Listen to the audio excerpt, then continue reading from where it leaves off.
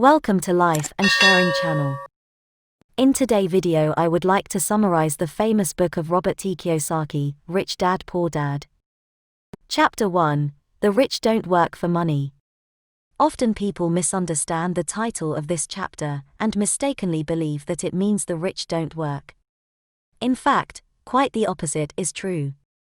Instead of reading the chapter title as The Rich Don't Work for Money, Kiyosaki means, the rich don't work for money. Note that by emphasizing the word money, this section takes on a whole new meaning. The truth is, the majority of rich people work very hard, but they do it differently than most people. Rich people and people who want to get rich work and learn how to make their money work for them every day. As Rich Dad says, the poor and the middle class work for money.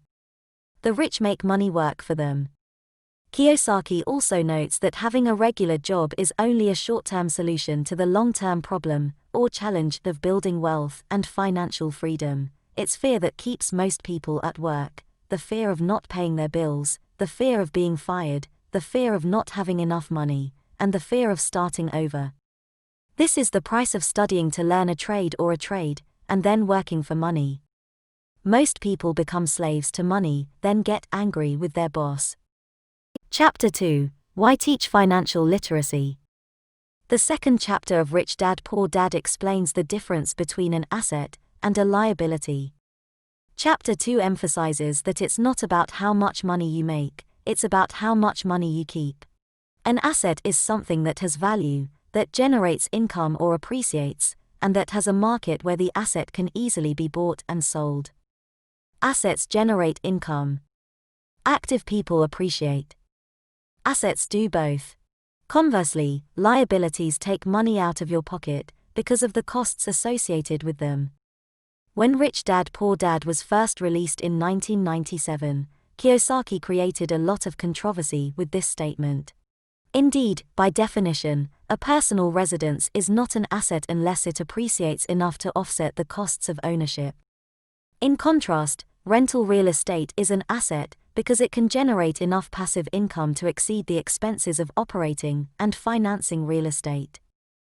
As Kiyosaki writes in Rich Dad Poor Dad Chapter 2, do you want to get rich?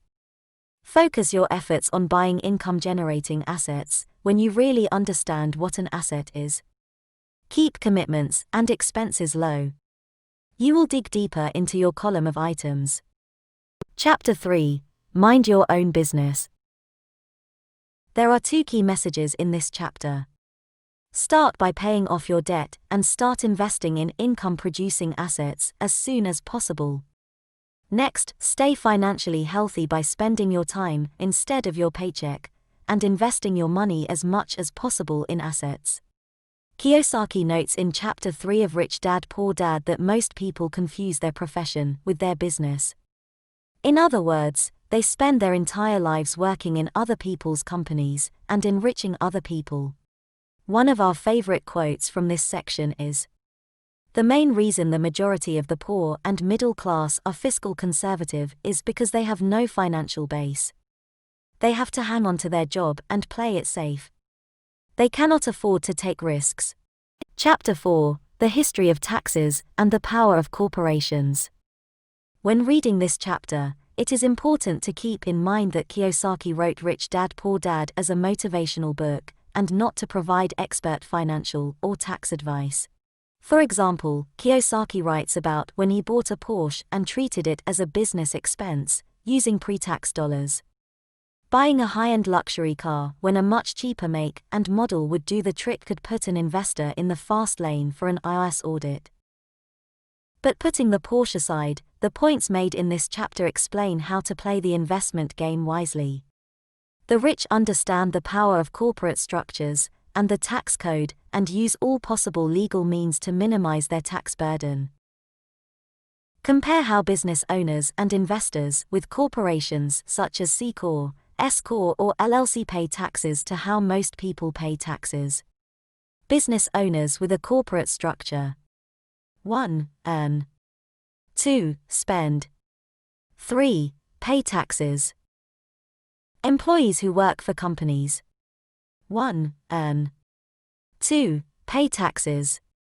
3. Spend. Note that employees who work for someone else spend their money after tax, while business owners earn and spend before paying taxes. Chapter 4 of the book also covers the 4 main components of what Kiyosaki calls financial IQ: accounting, investment strategy, market law, and law. As Rich Dad Poor Dad reminds us, understanding the legal and tax benefits significantly contributes to long-term wealth creation. For example, a company might pay expenses before paying taxes, while an employee is taxed first and has to try to pay the expenses on what's left. Businesses also offer legal protection from lawsuits. When a person sues a rich person, they often run into layers of legal protection and often find that the rich person does not actually own anything in their own name. They control everything, but personally own nothing. Chapter 5: The Rich Invent Money. Inventing money means finding opportunities or deals that other people don't have the skills, knowledge, resources, or contacts for. In Chapter 5, Rich Dad Poor Dad explains that there are 2 types of investors. 1. Investment packages are purchased by people who entrust their money to a developer or a fund manager. This is the way most people invest, like buying stock in an ETF or investing money in a real estate crowdfunding business. 2. Professional investors take care of their own investments, research the market for offers that make sense, and then hire professionals to handle the day-to-day monitoring. Professional investors have 3 things in common. Identify opportunities that other people haven't found. Collect funds for investment. Work with other smart people. Chapter 6: Work to learn, don't work for money. Poor Daddy was smart and well educated and worked for money because job security was everything to him. Rich Dad became a millionaire by working to learn. As Kiyosaki writes, I recommend that young people look for work for what they will learn, more than what they will earn. Watch on the road what skills they want to acquire before choosing a specific profession, and before they get trapped in the rat race. In fact, that's exactly what Kiyosaki did. He joined the Marines after graduating from college and learned the essential business skills to lead and manage people.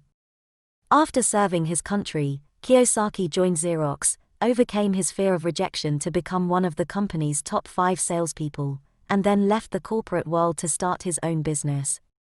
Chapter 6 of Rich Dad Poor Dad then discusses the synergy of management skills needed for business success. Cash flow management, systems management, human resources. Chapter 7: Overcoming Obstacles. Rich Dad Poor Dad begins by noting that the main difference between a rich person and a poor person is the way they deal with fear. Robert Kiyosaki doesn't talk about the type of fear some people have when going to the dentist or watching The Exorcist. In the book, fear is about the fear of losing money and how to deal with that fear. This is one of the 5 biggest obstacles people face on the road to financial independence. 1. Fear. 2. Cynicism. 3. Laziness. 4. Bad habits. 5. Arrogance. These obstacles and the inability to overcome them explain why people who have studied and gained financial literacy are still unable to develop assets that generate abundant cash flow. Fear. Losing money is investing life, and so is the fear that comes with it.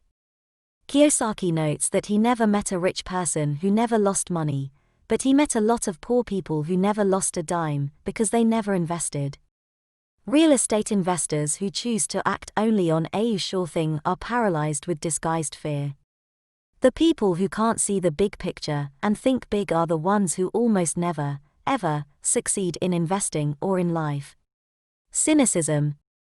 Everyone has doubts that affect their self-confidence, and it's easy to fall into the trap of playing a what-if, especially when friends and family constantly remind you of your potential shortcomings.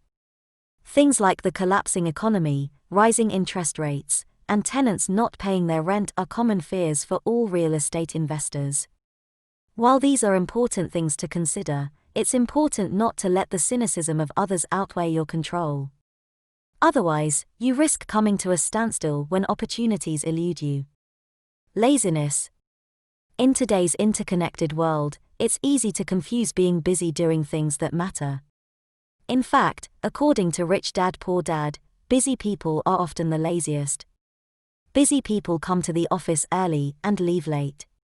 They bring the work home to finish the night and weekends. Before they knew it, the people and things that matter most to them are gone. Instead of giving in to the race call and confusing action with achievement, successful real estate investors are proactive and take care of themselves and their wealth first. Bad habits. Habits control behavior. For example, most people pay their bills before paying themselves. The result is that there is usually very little investment left at the end of the month. Paying yourself first, even if you don't have enough money to pay other people, makes you stronger financially, mentally, and financially. In a way, it's a form of reverse psychology. When you develop the habit of paying yourself first, you become motivated by the fear of not being able to pay creditors.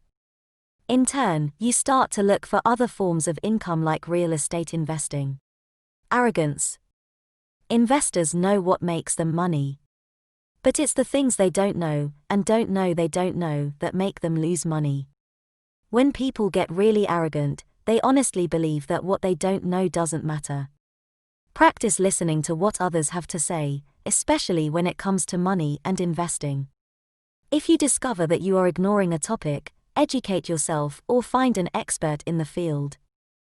Overcoming these 5 biggest hurdles on the road to real estate success requires a mixture of balance and focus. There are a lot of Chicken Little out there today, people with a victim mentality who live their lives in cynicism and pessimism. Rich Dad Poor Dad suggests filtering negative people and their fears out of your life. Instead, focus on the big picture and always ask, what's in this for me? Chapter 8. Getting started. Rich Dad Poor Dad tells us that there is gold everywhere. Most people are not trained to see it. Part of this lack of vision and clarity comes from the world we live in. We are trained from an early age to work hard for someone else, spend the money we earn, and borrow more if we run out.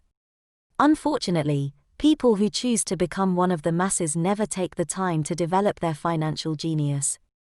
Investing in real estate is the perfect example. The average person can spend a week in the field and find nothing, while the trained investor can easily find 4 or 5 offers that make sense in a single day.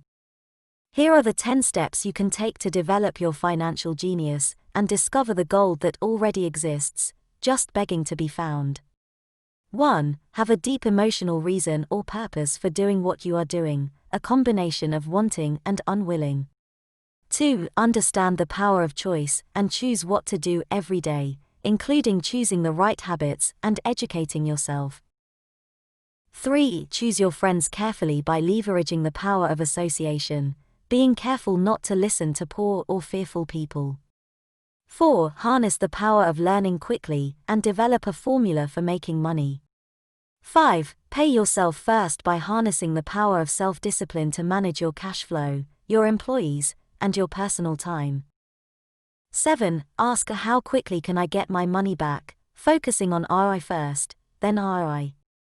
8. Use the money generated from the assets you own to buy luxury goods with a focus on self-discipline to direct the money to create more. 9. Be a role model and tap into the power of their genius to put at your service. 10. Realize that if you want something, you have to give something first. Still want more? Here are some to-dos. In the final section of Rich Dad Poor Dad, Chapter 9, Kiyosaki pulls together the main lessons from the book into a checklist of actions you can start taking today.